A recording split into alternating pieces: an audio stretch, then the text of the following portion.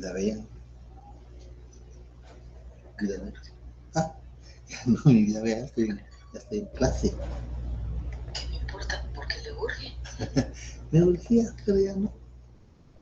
Uy, usted estaba encerrado y quería. No. Liz, buena tarde, tiene encendido su micrófono.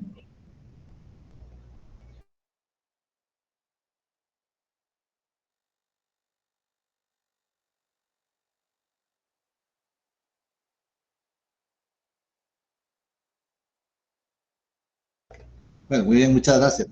Le agradezco. Vamos a dar inicio entonces a la sesión para hoy. Vamos a ver lo de la relación del derecho notarial con otras áreas del derecho. Yo creo que habíamos empezado esta actividad. Habíamos empezado a ver el tema de la relación notarial con las otras áreas del derecho y habíamos visto ya con relación de algunos elementos con los que el derecho notarial se puede relacionar. Y vimos dentro de ellos con el derecho mercantil, pero lo habíamos visto así algo rápido, no habíamos profundizado en cuanto al tema.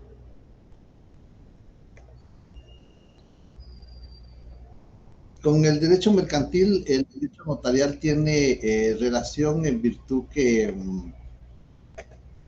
el derecho mercantil regula en el artículo 16 del Código de Comercio la solemnidad de las escrituras de los contratos mercantiles como las sociedades. Como consecuencia de eso, vamos a encontrar que en el artículo 16 claramente podemos encontrar regulado que una de las sociedades o una de los contratos mercantiles que podemos ver que están que deben de constar en escritura pública son la constitución de sociedades. Además de eso, vamos a ver también que en el derecho mercantil tenemos regulado con respecto de las actas de asambleas. Las asambleas pueden ser de distinta naturaleza dependiendo de la actividad que se va a tratar. Podemos darnos cuenta que las personas jurídicas, sean de naturaleza civil o de naturaleza mercantil,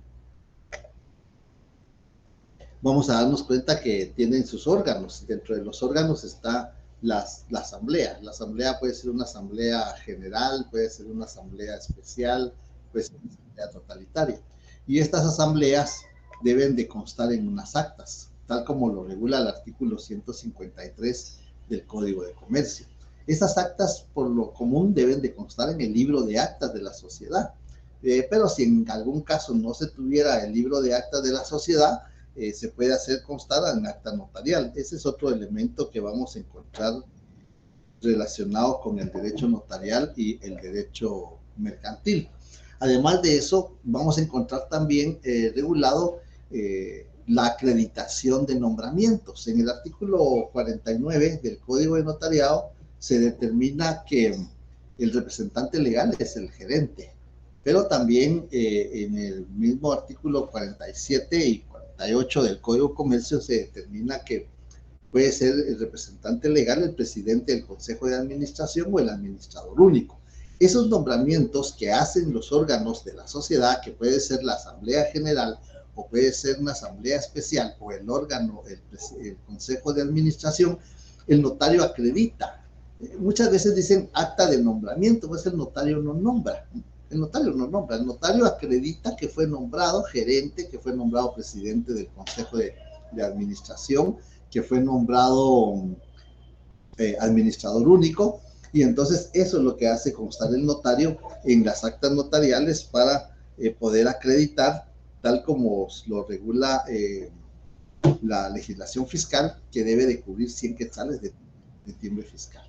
Entonces nos vamos a dar cuenta que hay relación entre el derecho mercantil y el derecho notarial. Otro acto que regula también el derecho mercantil es los protestos.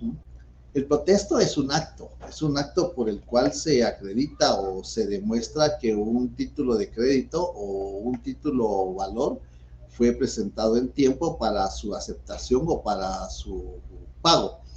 Y consecuencia de ello vamos a poder determinar que el protesto en el artículo 480 del Código de Comercio se determina que puede ser notarial o puede ser de forma con el sello que la Cámara de Compensación le va a consignar al cheque, en el caso del cheque. Pero vemos que el acta notarial de protesto, que está regulada en el artículo 480, debe de contener determinados requisitos de forma que el notario debe de cumplir. Entonces vemos ahí otra relación. En el artículo 771, también del Código de Comercio, encontramos regulado el fideicomiso. El fideicomiso, de conformidad con este artículo, puede constituirse por testamento o puede constituirse por escritura pública. Entonces vemos que ahí está la relación entre el derecho mercantil y el derecho notarial. Esto es para citar algunos ejemplos nada más en cuanto a la relación que tiene con el derecho notarial. Luego vamos a ver que con el derecho administrativo. Con el derecho administrativo tiene mucha relación, toda vez que el derecho administrativo le impone al notario, a través de la ley, obligaciones de remitir avisos a las instituciones públicas de los actos o contratos que ha autorizado. Dentro de los avisos que debe remitir el notario, vamos a encontrar avisos simples, como por ejemplo el aviso que está regulado en el artículo 37 del Código de Notariado, donde tiene que el notario avisar al director del archivo de protocolos que ha cancelado una escritura. Ese es un aviso muy sencillo. Le consigna, señora directora del Archivo General de Protocolos, me permito avisarle que la escritura número 20 de fecha 10 de febrero del año en curso fue cancelada. Así, nada más la firma y el sello del notario. Pero también hay avisos circunstanciados. Los avisos circunstanciados ya tienen que contener más detalle, tienen que tener más información que el mismo artículo va a regular. Por ejemplo, el aviso de matrimonio debe de consignarse, aparte del lugar, todos los datos de los contrayentes, el régimen económico que adoptaron, si otorgaron capitulaciones, el lugar, la hora donde se autorizó el matrimonio, y entonces ya es un aviso circunstancial. Pero así, de esa manera, el derecho notarial va a tener relación con el derecho administrativo. Además de esto, vamos a encontrar, por ejemplo, en el artículo 38 del Código de Notariado, una serie de avisos que el notario tiene que remitir a distintas instituciones públicas, dependiendo de los contratos que vaya a autorizar. Por ejemplo, un contrato de compraventa de bien inmueble, un contrato de fraccionamiento de bien inmueble o un contrato de donación o de permuta de bienes inmuebles, el notario tiene que remitir a las instituciones públicas que determina el artículo 38 del Código de Notariado. Cuando el notario autoriza un testamento, tiene que remitir aviso al registro de la propiedad, al registrador de la propiedad, conforme al artículo 45 del Código de Notariado y 1129 del Código Civil. Ahí es donde debe de complementar los dos artículos para poder remitir el aviso al registrador de la propiedad cuando autoriza un testamento o una donación por causa de muerte. Cuando el notario protocoliza, es decir, cuando vimos aquellos 7 instrumentos públicos que el notario está facultado para autorizar, vimos que está la protocolización o acta de protocolización. Y en consecuencia de eso, cuando el notario protocoliza un documento que viene del extranjero, tiene la obligación de remitir un aviso al director del Archivo General de Protocolos. Eso está regulado en el artículo 40 de la ley del organismo judicial, y entonces vemos ahí otra relación que tiene con el derecho administrativo. En los artículos que obligan al notario a remitir los avisos, vamos a encontrar que se establece al ente, la institución a quien debe de remitirle el aviso, el plazo dentro del cual el notario debe de remitir el aviso, el contenido del aviso. porque hay artículos que sí tienen qué contenido debe de llevar el aviso que el notario va a remitir, y además de eso, la sanción a que el notario va a someterse en caso que no cumpla con remitirlo dentro del aviso que regula el propio artículo. Entonces vemos, a eso se refiere la relación que tiene el derecho notarial con el derecho administrativo. Con el derecho civil sí creo que con todo el código tiene relación el derecho notarial, porque empezando desde pues, el artículo 4, ¿cómo se identifica a la persona? Pues la persona muchas veces lo primero que contesta es con el DPI, pero no es eso. La persona, de conformidad con el artículo 4 del Código Civil, se identifica con el nombre con que fue inscrito su nacimiento en el registro civil. Así lo regula el artículo 4. Ahora, ¿con qué documento se identifica la persona? Ahí sí, entonces hay que decir con qué documento se va a identificar la persona. Entonces vemos ahí que desde el artículo 4, el artículo 5 también tiene relación con el derecho notarial. Vean, es que todo aquí tendríamos que citar todo, pero ustedes como ya recibieron su curso de Derecho Civil ya se pueden dar cuenta que el derecho notarial tiene relación con el derecho civil casi en todo su contenido. En el derecho civil está regulado el domicilio, y el Código Notariado del domicilio lo regula de dos aspectos. Para el notario, tener el domicilio en la República, y para los contratantes debe de consignarse el domicilio donde ejercen sus derechos y contraen obligaciones. Para el notario, en el artículo 2 del Código de Notariado, y para los contratantes en el artículo 29, numeral 1 del Código de Notariado. Entonces tiene relación con el domicilio. Vimos que el domicilio no tiene definición en la legislación, tenemos que ir a la doctrina. Pero ahí están los elementos del domicilio, las características del domicilio. Otra relación que tiene es, por ejemplo, con el matrimonio. El artículo 78 del Código Civil ya regula la definición de matrimonio y regula qué funcionarios pueden autorizar el matrimonio, en el artículo 93 del Código Civil. Es decir, con el Código Civil con el derecho civil tiene relación el derecho notarial, toda vez que ahí están regulados todos los elementos intrínsecos de la persona, el nombre, la capacidad, en qué momento se adquiere la capacidad. Además de eso tenemos el domicilio, tenemos también lo relativo a los contratos, a los derechos reales, es decir, todo lo concerniente al derecho civil que tiene mucha relación con el derecho notarial. Y por eso yo les digo que el derecho notarial va de la mano con su hermanito derecho civil y con el derecho mercantil, porque son el derecho objetivo. Acordémonos que una de las características del derecho notarial es que aplica el derecho objetivo condicionado a la voluntad de las partes. Entonces tenemos ahí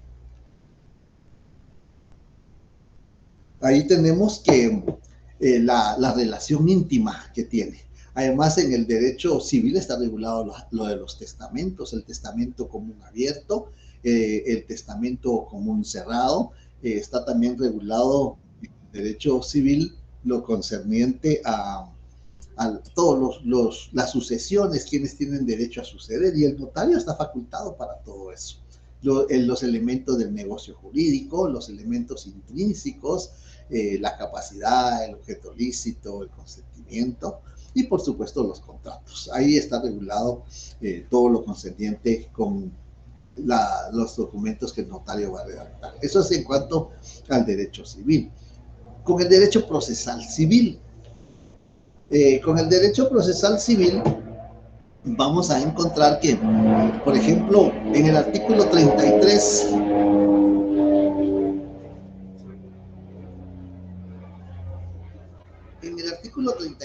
del Código Procesal Civil y Mercantil, vamos a encontrar regulado que el notario es auxiliar del juez. El notario es auxiliar del juez. Puede practicar algunas diligencias que coadyuven al desarrollo de los procesos. Ahí está regulado en el artículo 33 del Código Código Procesal Civil y Mercantil. También vamos a encontrar en el Código Procesal Civil y Mercantil, vamos a encontrar regulado lo concerniente a la jurisdicción voluntaria. ¿Qué es la jurisdicción voluntaria? Pues más o menos no es una definición completa que incluya al notario, pero sí nos da los elementos. que incluye la jurisdicción voluntaria, que está en el artículo 441 del Código Procesal Civil y Mercantil. Si se acuerdan cuando vimos las normas jurídicas que integran el derecho notarial puro, derecho notarial aplicado, normas jurídicas de jurisdicción voluntaria. Y entonces vemos ahí que las normas jurídicas de jurisdicción voluntaria se clasifican en 3 categorías.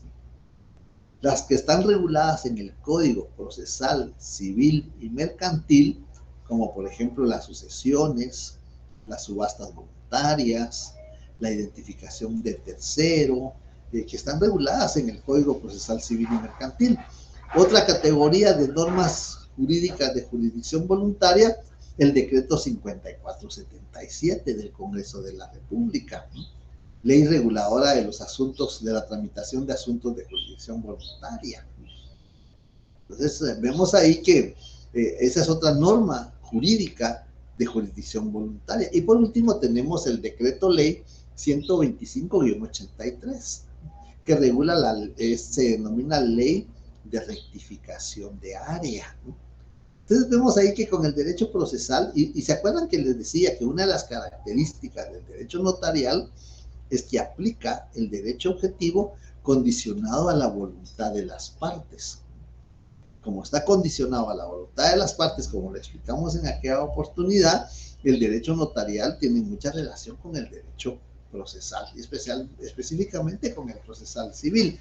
Con el procesal penal también tiene relación con el procesal penal, porque en el artículo 264 bis vamos a encontrar regulado el requisito que debe de cumplir el notario para autorizar un acta notarial de arresto domiciliario en hechos de tránsito. Entonces así vamos viendo cómo el derecho notarial se recuerda. Por eso es que el derecho es uno.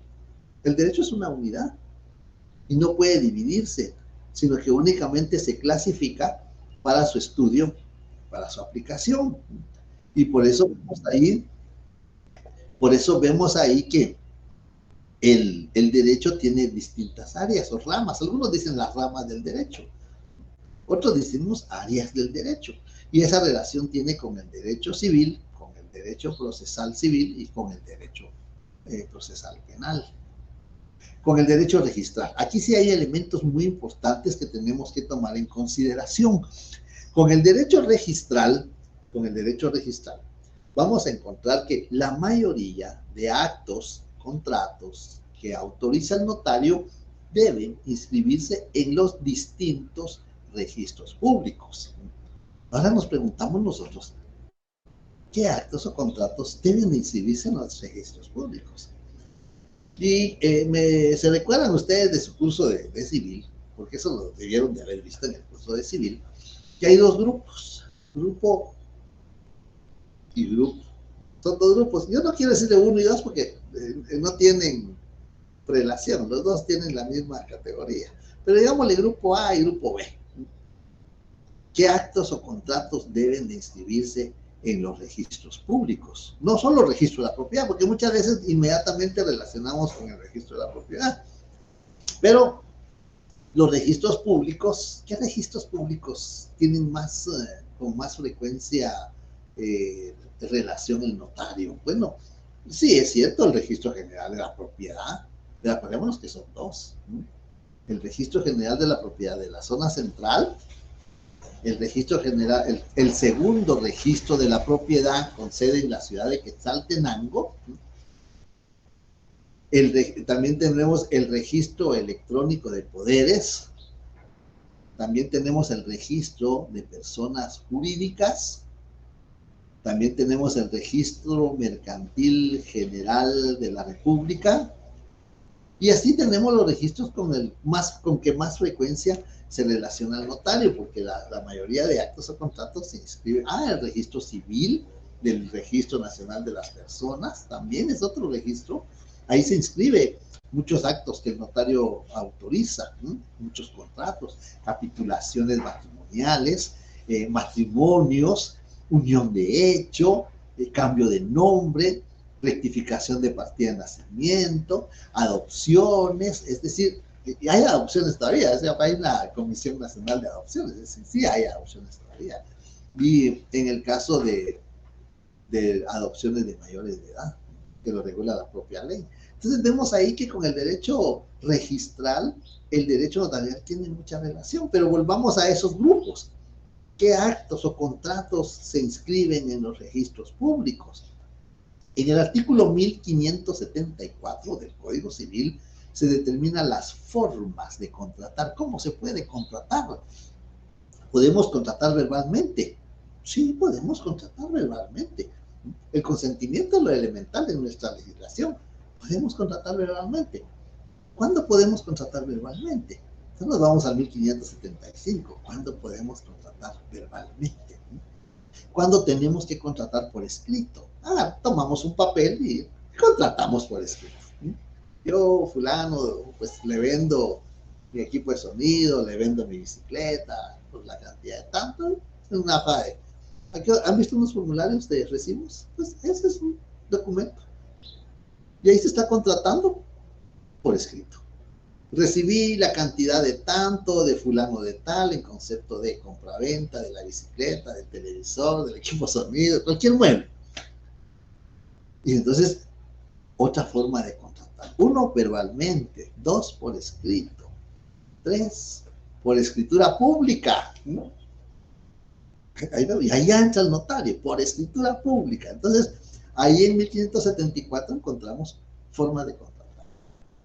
En el 1575 ya encontramos hasta qué monto puedo contratar verbalmente y a partir de qué cantidad, si es civil o si es mercantil, puedo contratar por escrito. Por eso ahí está la clasificación. En ese artículo es lo fundamental, el del Código Civil. Aquí lo tengo.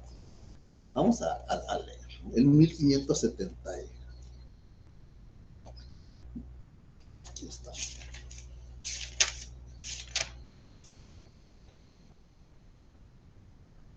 En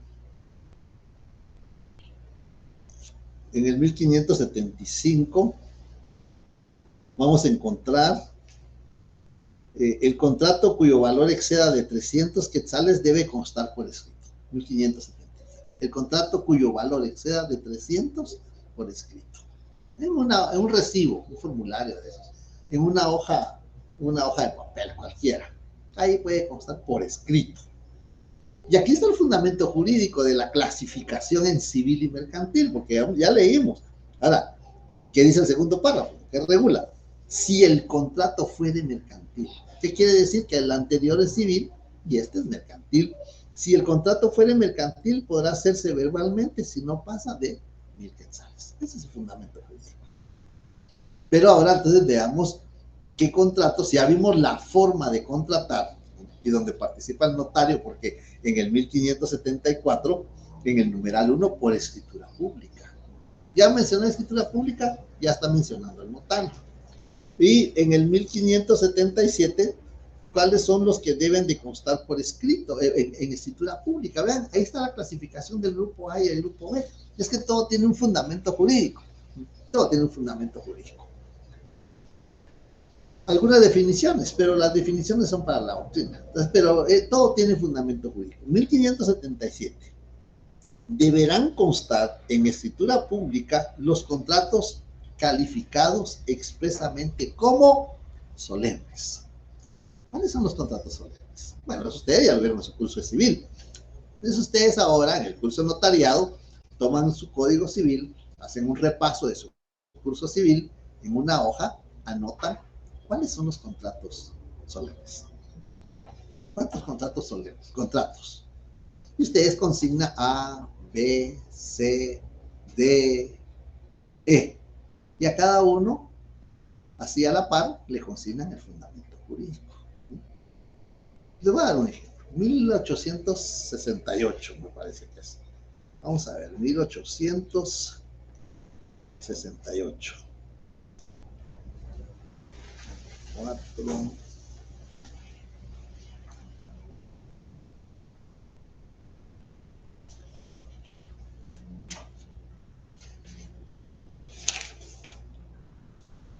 Aquí vamos a encontrar el ejemplo de este contrato, donde se determina específicamente que debe de constar en escritura pública, porque lo califica expresamente de contrato solemne.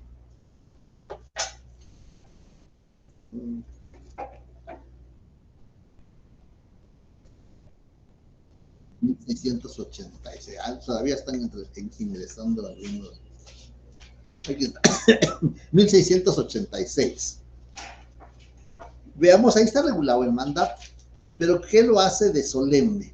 En 1687. El mandato debe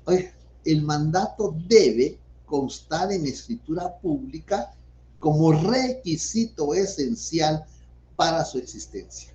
Eso lo hace solemne. Debe de cumplirse ese requisito, que conste en escritura pública. Entonces ustedes, si se les preguntara cuáles son los contratos que deben inscribirse en los registros públicos, van a contestar A y B. Cite 3 ejemplos. Y va a citar, por ejemplo, 1, el mandato. Fundamento 1687 del Código Civil. Ahí está regulado. Ese es un ejemplo. Pero ustedes hacen su nómina, hacen una lista, ¿cuántos contratos solemnes regula el Código Civil? Porque puede ser que se les diga, cite 3 ejemplos de contratos civiles. Pero también se le puede preguntar, cite 3 ejemplos de contratos mercantiles. Ya vimos la Constitución de Sociedades en el artículo 16, el fideicomiso en el 771, y así ustedes van a encontrar qué contratos o qué actos, porque también puede ser que preguntemos qué actos. Entonces ya no son contratos, sino son actos. Entonces vemos ahí que ese es el primer grupo. O el grupo A, ¿qué contratos deben de inscribirse en los registros públicos? Aquellos calificados expresamente como solemnes, o aquellos cuya validez exige que consten en escritura pública. Es decir, lo pueden contestar de 2 formas. No es necesario que nos memoricemos una frase, ¿no? Lo podemos contestar de 2 formas. Pero lo elemental es el fundamento jurídico que le van a consignar a su respuesta, ¿no? Entonces ya sabemos, el grupo A se integra por aquellos contratos calificados como solemnes que deben de constar en escritura pública, ¿no? Y el otro grupo B lo vamos a encontrar siempre en el artículo 1576, los contratos que tengan que inscribirse o anotarse en los registros, cualquiera que sea su valor, deberán de constar en escritura pública. Entonces ya tenemos los 2 grupos. El grupo A, los calificados como solemnes, y el grupo B, los que deban de inscribirse en los registros públicos. ¿Cuáles se inscriben en los registros públicos? Pues compraventa de bien inmueble en el registro de la propiedad, fundamento jurídico 1124 o 1130 del Código Civil. El mandato, ya lo vimos el mandato, pero el fundamento jurídico está más abajo, que deben inscribirse en el registro electrónico de poderes. La constitución de sociedades, artículo 16 del Código Comercio, que debe de inscribirse en el registro mercantil general de la República, 322 del Código Comercio. Es decir, esa es la relación que tiene el derecho notarial con el derecho mercantil, ¿no? Porque los actos o contratos deben de inscribirse, deben de constar en escritura pública porque se inscriben en los registros públicos. Entonces ya vimos ahí algunas características, algunos elementos relacionados con la importancia del derecho notarial con el derecho mercantil. Bueno, ya vimos derecho administrativo, civil, con el derecho penal.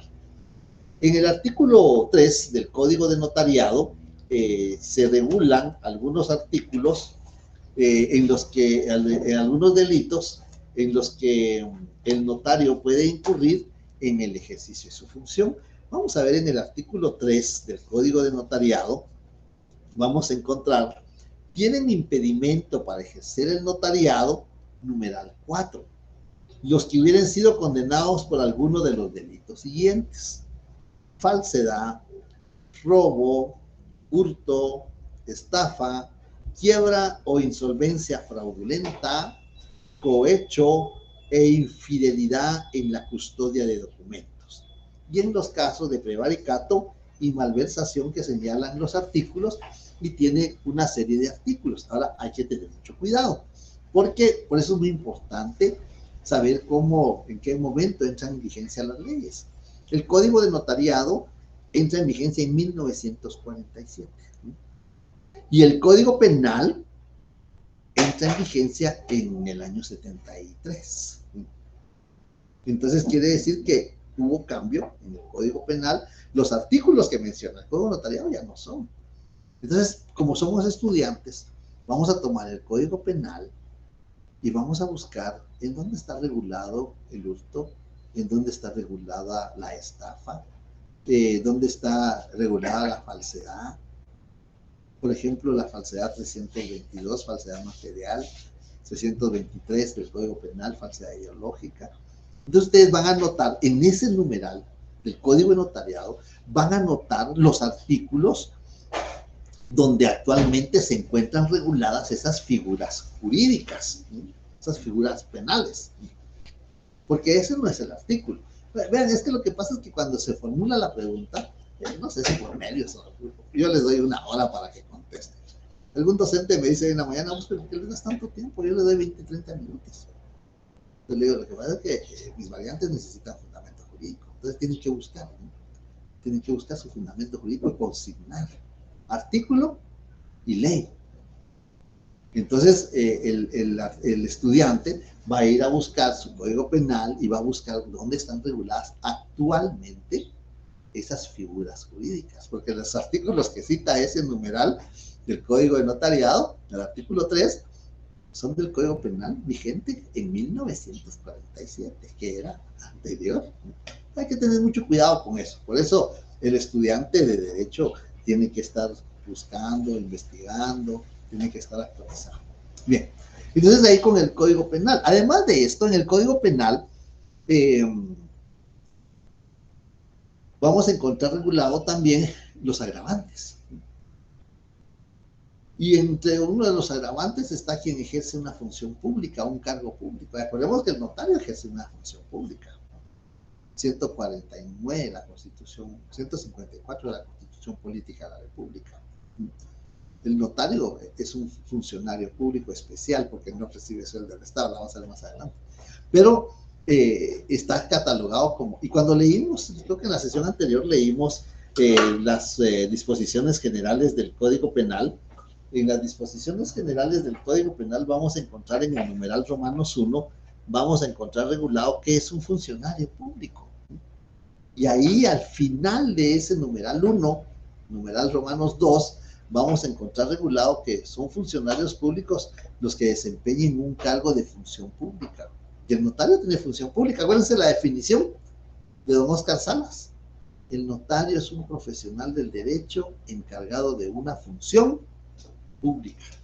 Y ahí nos fuimos a la Constitución 154 de la Constitución Política, y ahora estamos citando el artículo 1 de las disposiciones generales del Código Penal, donde se establece qué es un funcionario público, a quienes se les considera funcionarios públicos.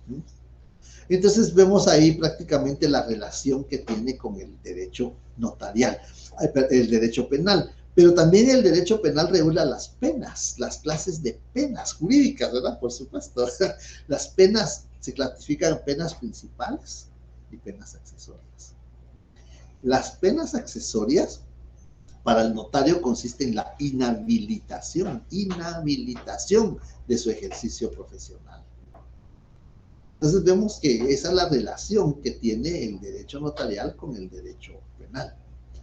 Y como ustedes ya recibieron su curso de penal, pues tienen su código a su disposición y pueden hacer su repaso del curso penal y hacer sus anotaciones. Eso es muy importante, hacer las anotaciones en el código. Bien, si no hay dudas, comentarios, preguntas, observaciones, yo para mientras me voy a servir algo de beber. No hay ninguna duda. Todo está claro. Sí, licenciado. ¿Sí? A ver, ¿qué dice Ivonne?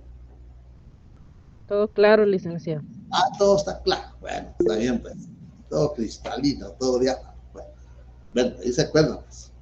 Bien. Con el derecho fiscal. ¿Se acuerdan que cuando iniciamos las sesiones, yo les pedí dentro de las leyes que íbamos a necesitar para el curso, les pedí su ley del impuesto al valor agregado, su ley del timbre fiscal y papel sellado especial para protocolo. No recuerdo si lo pedí, pero incluyámoslo. La ley del timbre forense y timbre notarial. Y otro impuesto que eso sí no se lo voy a pedir porque eso lo van a ver más adelante, pero sí lo voy a citar porque es un impuesto que es un impuesto que tiene relación con el derecho fiscal guatemalteco. La ley de herencias, legados y donaciones. Ley del impuesto, así sea, ley del impuesto de herencias, legados y donaciones. Por eso el derecho notarial tiene relación con el derecho fiscal, ¿no? Porque la mayoría de actos y contratos que el notario autoriza, y ahí en la ley del timbre fiscal van a encontrar muchos actos. Ahí les doy una idea de dónde pueden obtener ustedes los actos que menciona el artículo 5, que tiene como 12 numerales el artículo 5. Ahí menciona unos actos y unos contratos, y ahí se pueden guiar para buscarlos en el Código Civil o en el Código de Comercio, porque ahí están regulados actos o contratos civiles y mercantiles.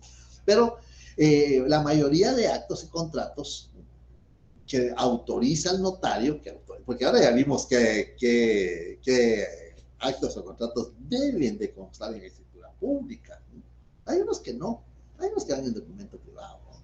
Pero donde participa el notario. A, los que deban de inscribirse en los registros públicos, y B, los que sean calificados como solemnes. Lo que pasa es que tenemos que citar algunos ejemplos. Actos o contratos que se inscriben en los registros públicos. Citan el ejemplo, por ejemplo, compraventa de bien inmueble. 1124 del Código Civil. Pero ese tiene numerales. El arrendamiento, contrato de arrendamiento. 1124, lo que es numeral 12 del Código Civil. Entonces, ahí está el fundamento jurídico. ¿Qué actos o contratos deben de inscribirse en los registros? En el registro de la propiedad. Y los otros, los calificados como solemnes. ¿Cuáles son los contratos calificados como solemnes? Hacemos una lista, que no son muchos. Hacemos una lista de contratos solemnes, pero acuérdense que hay contratos solemnes civiles y hay contratos solemnes mercantiles. Entonces, ahí viene la norma. Contratos. En el Código de Comercio, mercantiles solemnes hay como 7 u 8. Son poquitos, no son muchos. Bien, entonces vemos que la mayoría de actos o contratos están sujetos a pagos de impuestos. Del impuesto al valor agregado, del impuesto del timbre fiscal. Algunos que están sujetos a pago de estos, cualquiera de estos dos impuestos, pero se encuentran exentos si cumplen ciertos requisitos. Si cumple, por ejemplo, la compraventa de bien inmueble, si cumple ciertos requisitos, está sujeta, la primera compraventa de bien inmueble está sujeta al pago del impuesto al valor agregado. Pero si cumple ciertos requisitos que regula, me parece que es el artículo 7, numeral 11, que regula, si cumple esos requisitos, está exento. No paga impuesto al valor agregado. Y su cliente se va a poner feliz y mire, no voy a pagar impuesto al valor agregado. Pero hay también personas que están exentas de los impuestos. El Estado, las municipalidades, nuestra querida Universidad de San Carlos, la Iglesia, están exentas de pago de impuestos. Eso es en cuanto a los impuestos del impuesto a valor agregado. Y en cuanto al impuesto del timbre fiscal y papel sellado especial para protocolo, aquí tenemos que tener cuidado con dos casos. Aquí hay dos impuestos. Un impuesto es el timbre fiscal, que lo pagan los particulares. El que compra el inmueble como segundo, tercero, cuarto propietario, va a pagar el impuesto del timbre fiscal. Ese es un impuesto. Y el otro impuesto es el impuesto de papel sellado especial para protocolo, que está regulado en el artículo 6 de la ley del timbre fiscal y papel sellado. Así se llama la ley. Esa es la denominación de la ley. Ley del timbre fiscal y papel sellado especial para protocolo. Pero son dos impuestos. Uno que pagan los particulares y otro que paga el notario. Porque yo he visto algunos documentos que consignan y cubre el valor de 100 quetzales de timbre fiscal y papel sellado especial para protocolo. No, el papel protocolo no, solo timbre fiscal. Entonces vemos ahí que tiene relación con el derecho fiscal.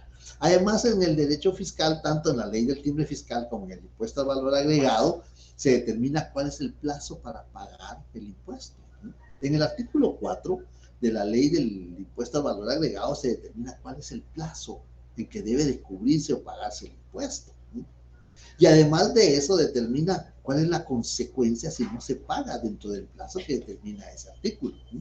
Entonces vemos, esas son las relaciones, y eso lo tiene que conocer el notario, porque el notario le va a prevenir a su cliente y le va a decir, mire, tenemos un plazo, porque el notario recibe el dinero de su cliente, llena los requisitos en la plataforma de la Superintendencia de Administración Tributaria, llena el formulario, ya sea que lo pague electrónicamente o que genere la boleta para pagarlo en el banco correspondiente, y entonces el notario es como un recaudador de impuestos.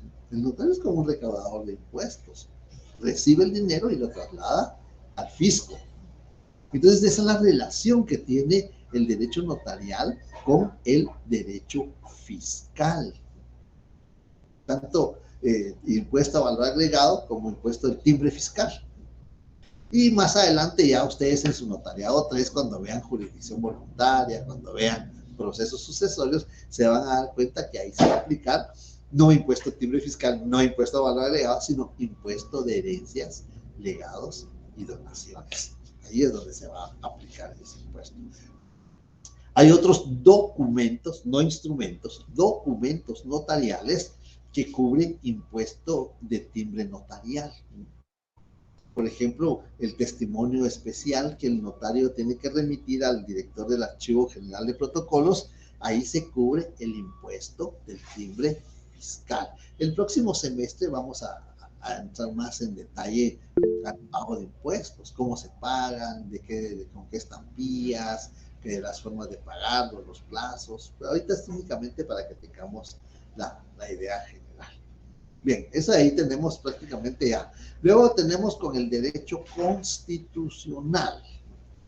Con el derecho constitucional, acordémonos que es la norma suprema, entonces, no sé, aquí tal vez debía haber iniciado, pero con el derecho constitucional, a partir del artículo 2, ya tiene relación el derecho notarial. Deberes del Estado, y eso lo vimos la semana pasada. Es deber del Estado garantizar la seguridad. No menciona qué clase de seguridad, porque hay unas infinidad de seguridad, clases de seguridad. Pero a nosotros nos interesa, nos atañe la seguridad jurídica de los actos o contratos que autorizamos. Por eso el Estado nos confiere república, ¿no? Porque esos actos o contratos que el notario autoriza tienen seguridad. ¿Recuerda cuando vimos la característica del derecho notarial? Confiere certeza y seguridad jurídica. Y ahí citamos el artículo 2, y hasta lo leímos, de la Constitución Política de la República.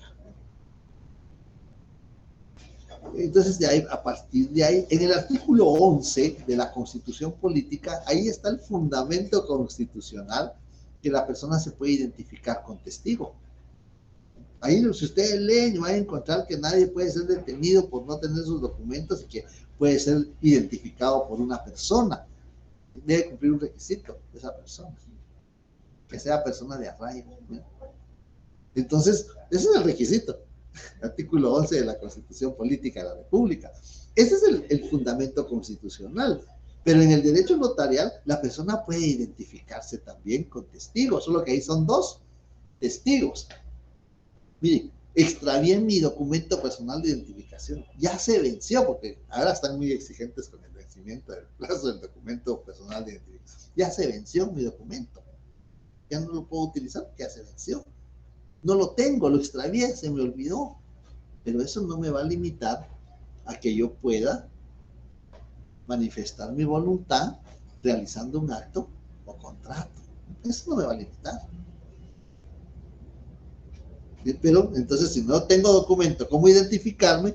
Se me olvidó, me lo sustrajeron, me lo hurtaron, me lo robaron, son dos términos diferentes. Me lo hurtaron, me lo robaron, se me deterioró. Y necesito vender el inmueble, necesito comprar un inmueble, necesito arrendar un inmueble, o necesito otorgar un mandato, pues me voy a identificar con dos testigos. Y eso está en su fundamento en el artículo 11 de la Constitución, solo que el Código Notariado, en el artículo 29, numeral 4, exige dos testigos, que se llaman testigos de conocimiento, de conocer, testigos de conocimiento. Entonces, ahí tiene relación con el derecho constitucional. En el artículo 28, que es el derecho de petición, nosotros le llamamos principio de erogación. El derecho de petición regulado en el artículo 28 de la Constitución Política de la República, y eso lo vimos casi en las primeras sesiones. El notario tiene fe pública para autorizar actos o contratos a requerimiento de parte o por disposición de la ley. Y a requerimiento de parte no es más que el derecho de petición. La persona llega y ¿qué le está pidiendo al notario? Que le asesore, que le autorice el instrumento público. Eso es lo que está pidiendo. Y se llama en la Constitución derecho de petición. El matrimonio. En el artículo 49 de la Constitución Política de la República, ahí está regulado quiénes autorizan el matrimonio. Si ustedes leen el 49, si lo estudian, van a encontrar, ahí está el notario. Ahí está el notario.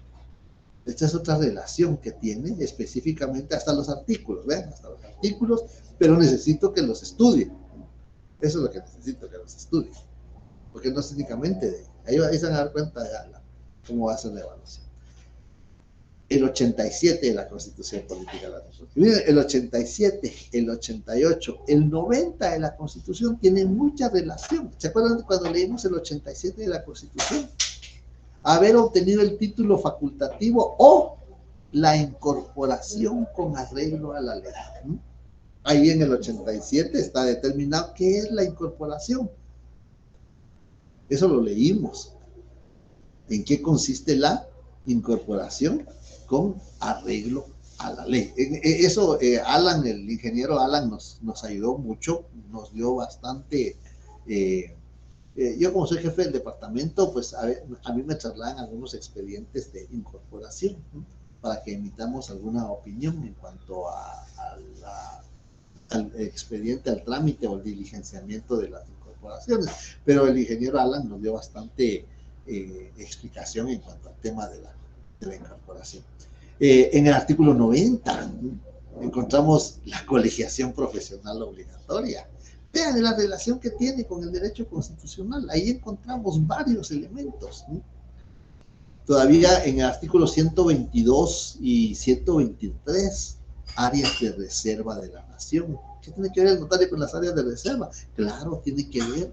Esas áreas de reserva son del Estado y únicamente se pueden dar en arrendamiento.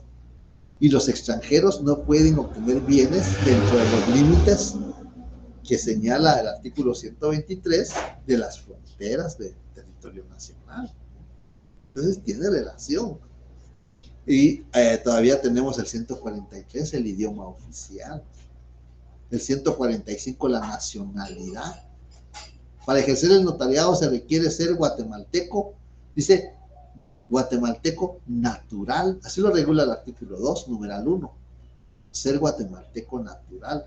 Pero recuérdense, a ver quién me dice en qué año entró en vigencia el Código Notariado. ¿A quién me dice? 1947. Muy bien. 1947. Excelente. Ahí está vigente el Código Notarial. ¿Y en qué año entró en vigencia la Constitución Política de la República? A ver si se recuerdan, eso es más reciente. 1986. Muy bien, en 1986. En 1947, la nacionalidad se regulaba de origen y naturalizado. Perdón, guatemalteco natural y naturalizado en 1947. Ahora la Constitución ya no lo regula así. Ahora la Constitución regula guatemalteco de origen, ¿sí? Guatemaltecos de origen. ¿Quiénes son guatemaltecos de origen? Y pues ahí en la misma Constitución lo encontramos, 145, ¿quiénes son los guatemaltecos de origen? Porque para ejercer el notariado se requiere ahora ser guatemalteco de origen. ¿Por qué de origen? Porque así lo regula ahora la Constitución. Y la Constitución es la norma superior. El Código Notariado es una ley ordinaria. Nacidos dentro del territorio. Esos son unos, los nacidos dentro del territorio, Leonel. Muy bien, esos son unos guatemaltecos de origen. En la Constitución hay más. Entonces vemos ahí que la relación que tiene con el derecho constitucional. Y el 154, la función pública. El notario ejerce una función pública, que ya lo explicamos. Eso lo explicamos la semana pasada. Y entonces vemos la relación que tiene con el derecho constitucional, con el derecho internacional privado. Y esto, como les dije cuando empezamos el curso, cuando vimos aquel círculo, les decía, el derecho es una unidad. El derecho es una unidad. No puede dividirse, solo puede clasificarse, como lo hacemos acá. Porque aquí faltan áreas del derecho. Hay bastantes áreas del derecho donde todavía también el notario tiene participación, pero vamos a terminar con el derecho internacional privado, el Código de Bustamante. Ese código no se los pedí porque ustedes van a recibir un curso de derecho internacional privado. Entonces no les pedí ese código, pero sí les voy a hacer mención de algo.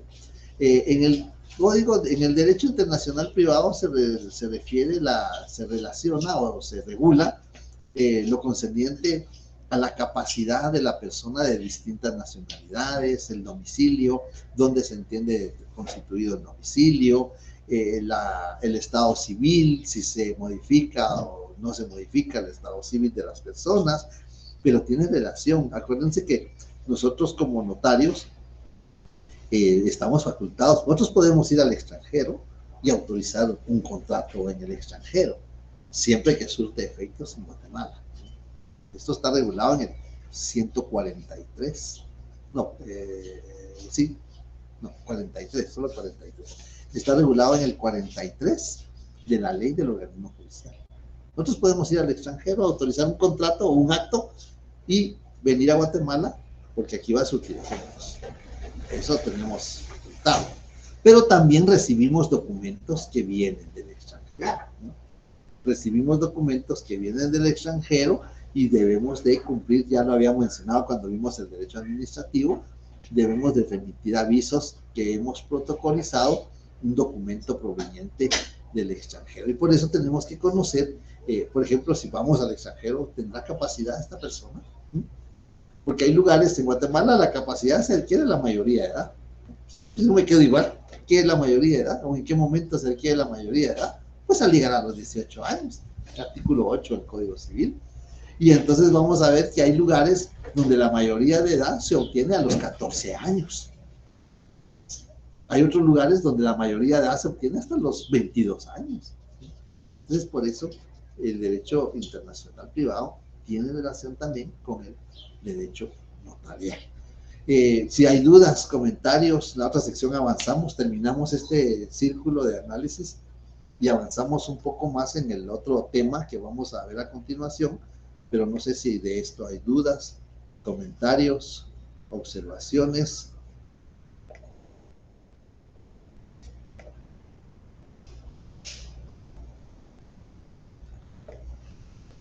Si no, entramos a los sistemas notariales. En esto los tratadistas, realmente el derecho notarial como parte de la ciencia del derecho es joven, ¿no? Es decir, su regulación jurídica, su incorporación como, en primer lugar, el derecho fue reconocido como ciencia en el siglo pasado. Y el derecho notarial fue reconocido como parte de la ciencia del derecho notarial a finales del siglo pasado, ¿no? Entonces vemos ahí que, no, a finales no, del siglo antepasado, es decir, del siglo antepasado, porque el derecho notarial se encontraba, había ya en los hebreos, en los fenicios, en los egipcios, en los romanos, ya habían personas que desempeñaban esa actividad de escribir. Ese va a ser nuestro segundo tema que vamos a ver. Había la historia del derecho notarial. Habían personas que ya tenían esa facultad de poder escribir y poder redactar actos, contratos, ¿no? Pero no estaban regulados como notario, ¿no? Sin embargo, los tratadistas en cuanto a los sistemas no se han puesto de acuerdo. Algunos dicen que son 2 sistemas, otros dicen que son más sistemas y otros dicen que es solo un sistema. Pero nosotros lo vamos a estudiar como está en el programa. En el programa tenemos 2 sistemas y sus variantes. El sistema sajón, llamado también sistema inglés, porque tiene su origen en Inglaterra. Ahí se origina el sistema notariado sajón. Y tal vez un poco peyorativo, pero así le llama la doctrina, y yo lo voy a repetir porque así está en la doctrina. Le dicen sistema de notariado de evolución frustrada. Frustrada, ahí se quedó, no evolucionó. Entonces, ¿qué hace el notario sajón? Pues el notario sajón solo autentica firmas. Y por eso algunos dicen, algunos tratadistas, así dicen los tratadistas, el notario sajón es un firmón, pues solo firma, nada, eso es lo que hace. Pero firma dando fe. ¿Y de qué da fe? De las firmas. Lo que nosotros hacemos le llamamos auténtica de firmas. El notario da fe que las firmas del documento pues son auténticas. Eso es lo que hace el notario del sistema sajón. El notario en el sistema sajón no necesita título universitario. No es como ustedes que aquí están estudiando el primer semestre, segundo semestre. Allá no se necesita título universitario en el sistema sajón. Y entonces uno se pregunta, ¿y qué se necesita para ser notario? Pues se necesita una cultura general y algunos conocimientos de derecho. Nosotros tenemos una cultura general y muchos conocimientos de derecho. Entonces vemos ahí que esa es una de las diferencias. En el sistema sajón no se necesita título. No hay colegio profesional, porque no es profesional, no tiene título universitario, ¿no? Entonces no hay colegio profesional. Y como el notario sajón solo autentica las firmas de los documentos, no los redacta. El notario latino sí redacta las escrituras, las actas, las auténticas, pues, las protocolizaciones. El notario sí las redacta. Ellos no redactan. Cuando veamos el tema de ejercicio del notariado en el exterior, en notariado 2, vamos a ver que el notario sajón únicamente da fe de las firmas, que suscriben el documento. Y el notario, como no redacta, no tiene protocolo. No tiene protocolo porque no redacta los instrumentos. La mayoría, el sistema sajón norteamericano, la mayoría de actos en formularios, ¿no? Un formulario, y por eso muchas personas cuando vienen a Guatemala dicen, mire, licenciado, necesito una carta de compraventa. Aquí no hay carta de compraventa, aquí hay una escritura de compraventa de bien inmueble. Allá sí les llaman cartas de compraventa. Es un formulario que llena y el notario solo da fe que la firma es auténtica, nada más. Entonces lo que sí tienen de común denominador el notario sajón y el notario latino es que los dos tienen fe pública. Pero después uno se pregunta, bueno, pero si no tiene título, ¿quién lo faculta para ser notario? ¿Quién lo autoriza? Lo autoriza la Corte Suprema. La Corte Suprema, la Corte del Circuito, la Corte del Condado, la Corte del Estado, la Suprema Corte, dependiendo del lugar, es la Corte la que lo autoriza, le hace una evaluación de su cultura general, alguna evaluación de algunos elementos de derecho, tiene que depositar una fianza, una cantidad de dinero para garantizar su responsabilidad, porque tiene fe pública. Entonces, para garantizar que no va a hacer mal uso de esa fe pública, tiene que depositar una fianza. Y entonces le dan una autorización, en algunos lugares por 3 años, en otros lugares por 5 años. Al concluir los 3 o los 5 años, pues tiene que gestionar una nueva autorización. Cuando veamos este tema en el otro semestre, cuando proyectemos algunos documentos que vienen del extranjero, vamos a ver que en el sello, porque sí tienen sello, en inglés dice notario público y dice la fecha en que expira su función. Nosotros no expira nuestra función, a excepción que ya no queramos ejercer, ya no quiero ejercer, o que el notario fallece. Ahí expira la función, ahí sí definitivamente. Pero allá en el sistema sajón, pues se determinaron los 3 años. Puede ser que lo vaya a renovar, puede ser que allá diga, no me gustó, no quiero seguir siendo notario, entonces ya no lo renovo. Dígame aquí no, aquí es una vez graduados, ahí sí, hasta que la muerte nos separe con la profesión, o cuando ya no queramos nosotros seguir ejerciendo la función notarial. Y ahí les voy a hacer un resumen, más adelante hay una imagen del resumen. El notario latino. Bueno, pues ya se han de imaginar, el notario latino en primer lugar, sí, tiene título. En Guatemala, hasta el gobierno de don Justo Rufino Barrios, fue que el notario obtiene el título. Antes del gobierno de Justo Rufino Barrios, el notariado era un oficio. Y por eso hay muchos instrumentos públicos que todavía redactan y dicen, requiere de mis oficios notariales. Ya no son oficios. Porque antes no era la universidad la que confería el título de notario. Solo de abogados, sí. Pero en el gobierno de Justo Rufino Barrios, a través de la ley de instrucción pública, se le confiere a la Universidad de San Carlos la facultad de otorgar el título de notario. Entonces deja de ser un oficio y se constituye en una profesión. Entonces ahora no vamos a consignar, requiere de mis oficios notariales, requiere de mis servicios profesionales o requiere de mi función notarial, cualquiera de los dos. Así vamos a redactar. Técnica notarial, cómo se redactan los instrumentos públicos.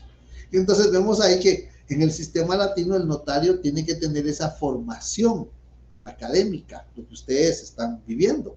El notario tiene formación jurídica, por eso conoce la legislación y por eso exigimos que tenga un fundamento jurídico a las respuestas, porque el notario tiene una formación jurídica no solo de saber la ley, sino saber los procedimientos para interpretación y aplicación de la ley. Eso es lo que nos enseñan en la facultad.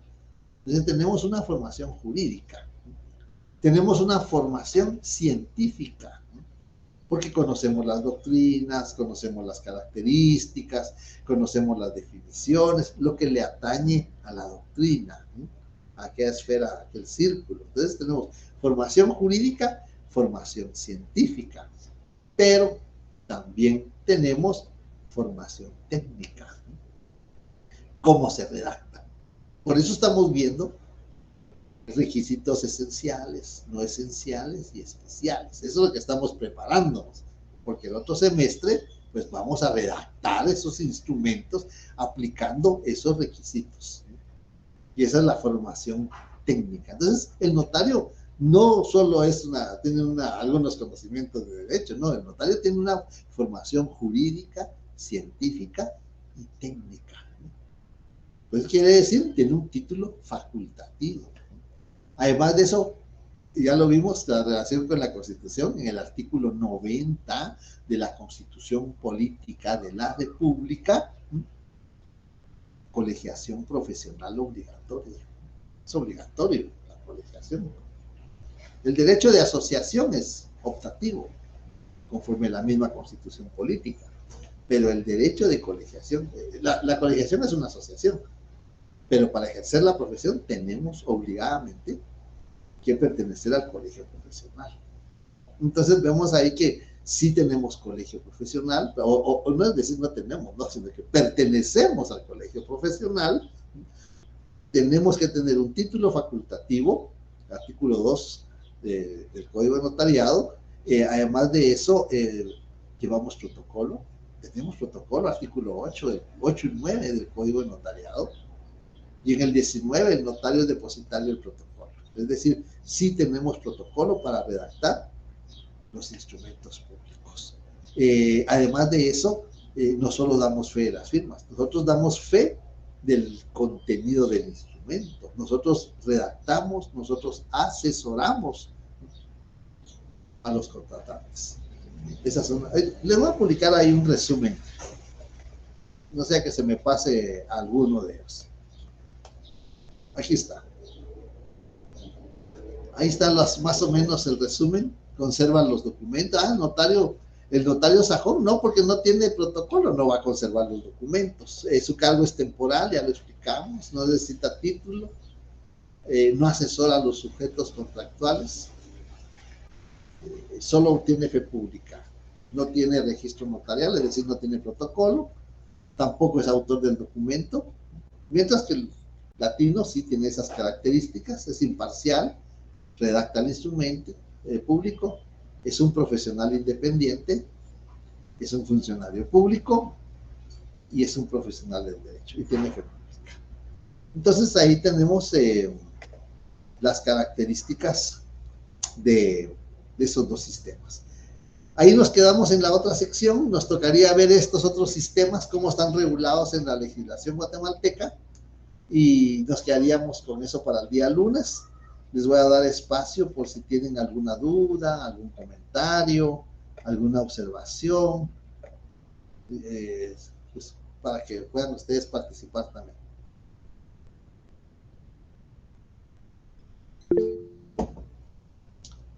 Le escucho, Dayan. Buenas tardes, licenciado. Entonces, solo existen dos sistemas notariales y otras variantes, ¿verdad? Para algunos autores estas son variantes, y por eso ahí en la presentación, ahí se lee otros sistemas o variantes, porque hay algunos tratadistas que, y les voy a decir por qué lo estiman como variantes, porque el sistema latino se necesita título, y en estas variantes también se necesita título. Entonces por eso lo toman ellos que el sistema latino tiene variantes, son las variantes de notario funcionario judicial, notario funcionario administrativo, notario de profesión libre y notario de número o numérico llamado también de oposición. Pero algunos otros tratadistas dicen, no, estas son otros sistemas, porque tienen otras características. Y eso es lo que vamos a ver el día lunes. Gracias, licenciado. De acuerdo, le escucho a Alan. Sí, ingeniero. Una pregunta, para poder ejercer como notario, ¿deben ganarse las dos fases o solo una de los exámenes privados y públicos? Para poder ejercer como notario, tiene que aprobar las dos fases. Las dos fases, ¿verdad? Sí. Y no podría ser electivo, digamos, un cambio que hiciera la facultad para graduar solo notarios. Hay alguna gente que se dedica solo al notariado. Lo que pasa es que en Guatemala se ejerce conjuntamente las profesiones de abogado y notario. Le cuento que hay un anteproyecto en el Congreso de la República, que por cierto que tiene como unos 15 o 18 años de estar ahí engavetado el anteproyecto, donde ya se pretende separar las profesiones de abogado y notario. La redacción que está más o menos en ese sentido es de que se obtienen los títulos. En las universidades se obtienen los títulos de abogado y notario, pero no puede ejercer como notario si no tiene un posgrado relacionado con derecho notarial. Esa es una de las intenciones, ¿no? Y que ha sido muy discutido en el Congreso, porque se ponen a pensar de todos los que han tenido, los que están inscritos ahorita tienen derechos adquiridos. Van a obtener los dos títulos, todos, aunque los que se inscriban el otro año también, por ejemplo, pero al concluir los que vienen, los que no habían sido inscritos, como ustedes ya tienen derechos adquiridos, entonces ellos sí van a tener que aprobar un curso, un posgrado, ya sea una maestría o un doctorado en derecho notarial, para poder ejercer el notariado. Para mientras solo van a poder ejercer la abogacía, pero se ha discutido mucho, le han hecho muchos cambios a esa redacción.